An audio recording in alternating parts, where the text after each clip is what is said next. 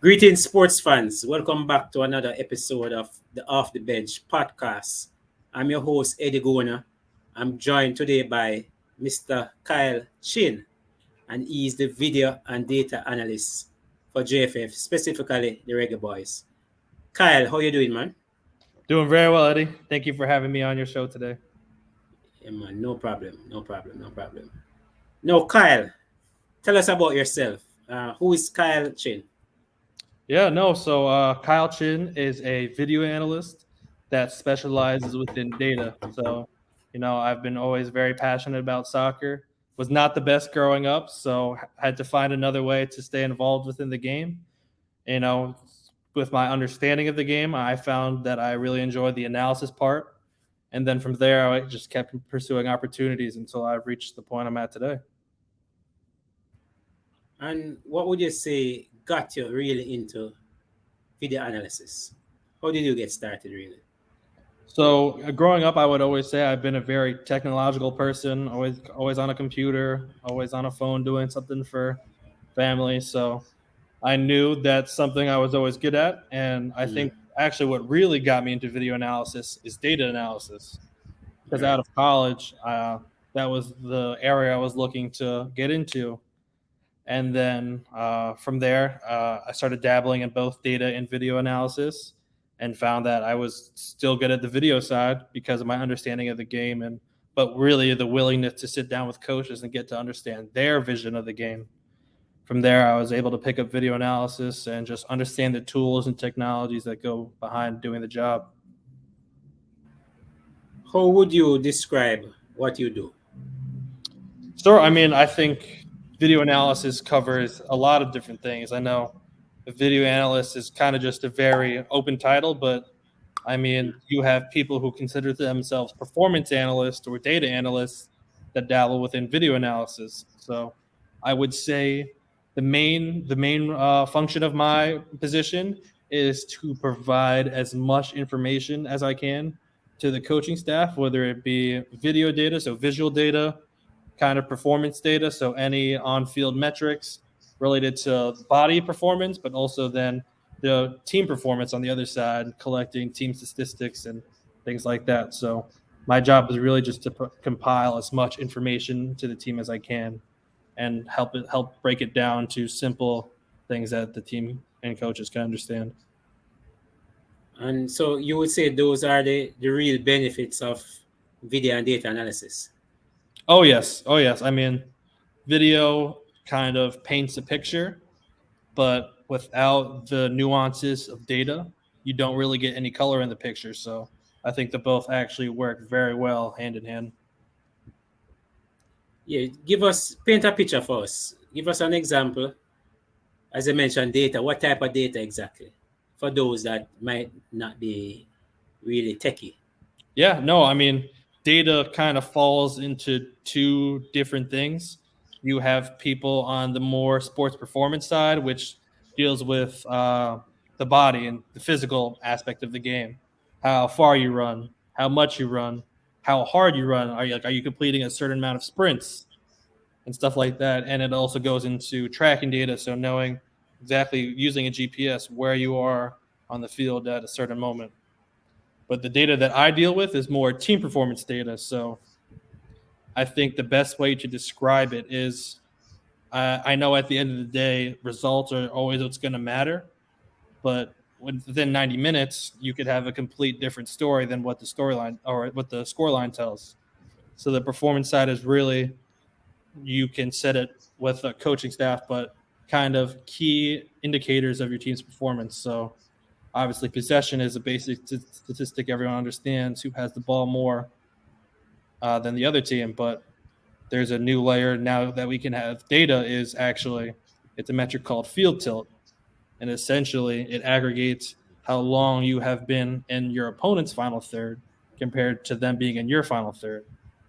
Right. Obviously, that makes a difference because in possession, yeah, you might have 70, 80% of the ball, but if you don't get into the final third of the team's defense, it Right. doesn't mean anything. Doesn't mean anything. Right. So data really provides those specific details to give better understanding to overall statistics. All right. How long does it really take to really analyze a game? Hours? I mean that it depends on both the manpower, but also the level and depth of analysis you want to go. If I'm doing something very quick, looking for maybe a specific moment in a game or specific actions, that could probably take 2 to 3 hours. But if I want to do an in-depth analysis looking at, like, I would go through all the phases of the game, and then from there, I'm going back and reviewing it to quantify data points. So that could take anywhere between 12 to 15 hours, potentially even longer, depending on the game itself. Do you do the recordings or you have a team with you? No, How so does that work? I am always the one up in the stands. You won't see me on the bench very much, but I have the handy cam and I have my video analysis software. And then from there, I'm up there just typing away, whether Mhm. it be capturing certain moments live that we'd like to use at halftime or having stuff prepared for post match. Now, tell us, how was the experience working with the Reggae Boys? I mean, it's been amazing. It's like a dream come true. I mean, even though I wasn't born in Jamaica, I have Jamaican heritage with both my parents being born and raised there. So Yeah. it's always been a part of me, but to actually be in there and be part of the team, it means so much more, kind of connecting me back to my heritage more than I could have ever asked for. So on that aspect, it's amazing. But I truly think my favorite part of the team is the players. I Yeah. mean, these guys are so intelligent. My favorite thing is after we do a video session, the conversation that happens after between the players, both talking to each other about how we can improve this, or just them challenging each other to be better. I mean, it's incredible, but also the exposure that I get from it, from high class level players like your Leon Bailey's, Michael Antonio's, and the things they do over in England with their clubs. It's amazing to me to receive that exposure back. How often does players, watch tape? Is it a daily thing?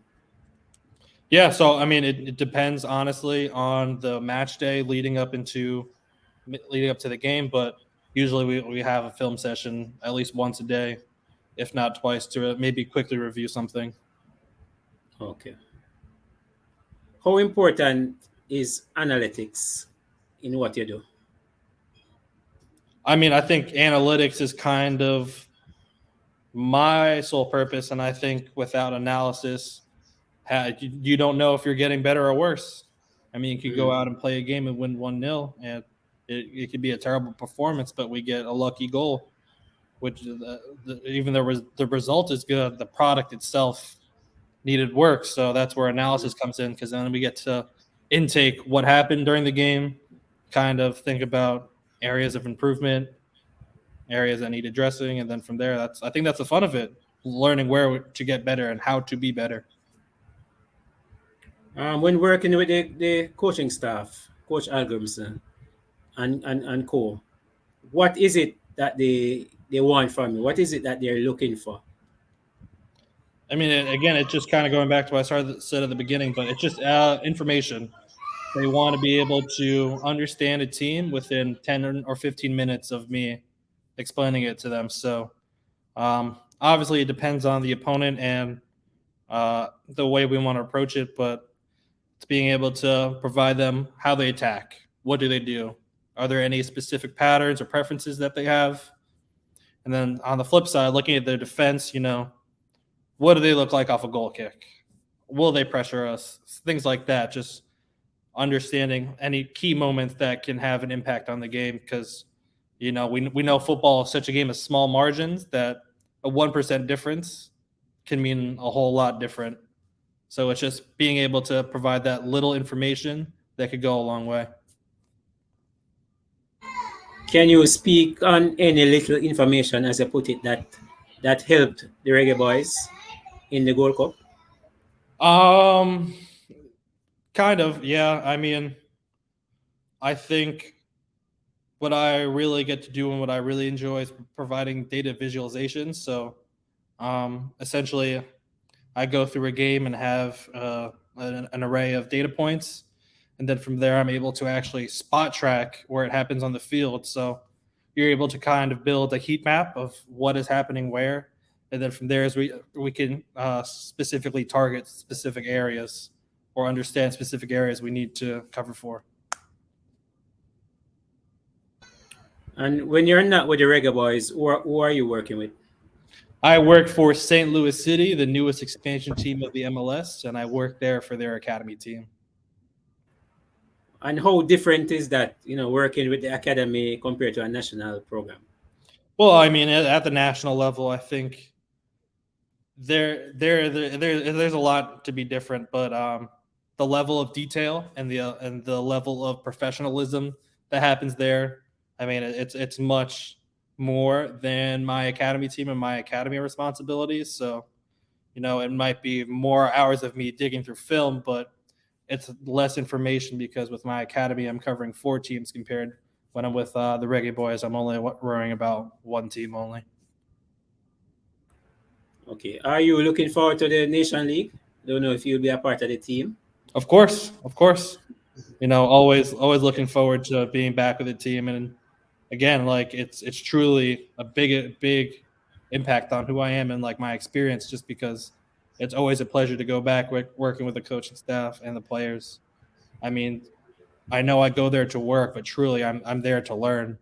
There's so much little details that you pick up on just being around Jaime, being around John, but also being around the players. I mean, I continue to learn new aspects of the game, little nuances that I might not have realized before watching Leon kick a ball or watching Damian read a pass and kind of step in front of it and cut it out.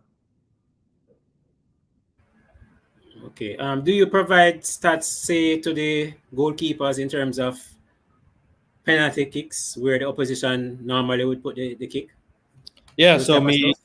me and the goalie coach Gumi, we usually have a meeting prior to match day, and we'll review using kind of video software, uh, previous goal kicks, trying to find out, who is the most likely penalty taker to kind of where on the goal they might end up putting it.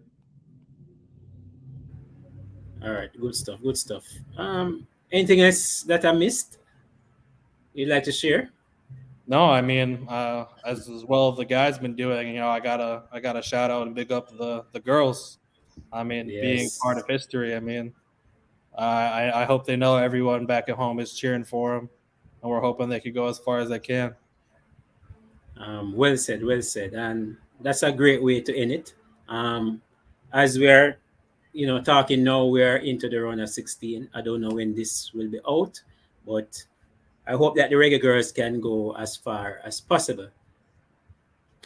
All right, folks. I want to thank Mr. Kyle Chin, JFF or Reggae Boy video and data analyst.